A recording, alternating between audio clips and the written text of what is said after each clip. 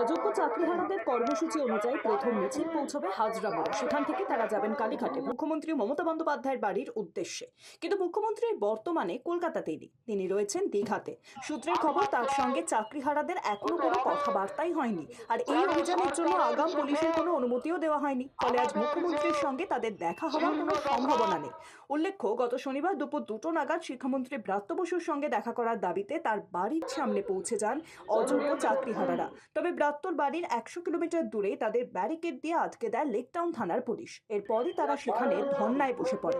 পুলিশের তরফ থেকে জানানো হয়, শিক্ষামন্ত্রী বাড়িতে নেই, অন্য কাজে ব্যস্ত রয়েছেন, তাই তিনি দেখা করতে পারবেন না। এরপরই তারা সেখান থেকে অবস্থান প্রত্যাহার করার সিদ্ধান্ত নেন। জানান, মুখ্যমন্ত্রীর সঙ্গে দেখা করতে তারা কালীঘাটে যাবেন, আর সেই কথা মতো সোমবার দুপুরে কালীঘাট অভিযানের দায়িত্ব দেওয়া হয়।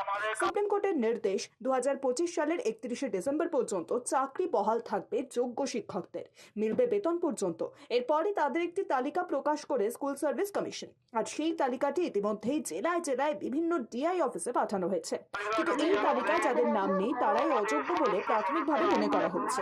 অর্থাৎ শীর্ষ আদালতের নির্দেশ অনুযায়ী এরা আর কাজ করতে পারবেন না, ফেরত দিতে হবে এতদিনের বেতন পর্যন্ত। আর তাতে আপত্তি জানিয়ে এসএসসি ভবনের সামনে ধর্নায় বসেন অযোগ্য চাকরিহারারা।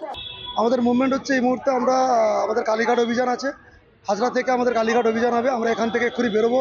আমাদের দুটো বাস ঠিক করা হয়েছে, বাসে করে আমাদের প্রতিনিধিরা যাবেন এবং রীতিমতো ওখানে আমাদের সহযোদ্ধারা পৌঁছে গেছেন।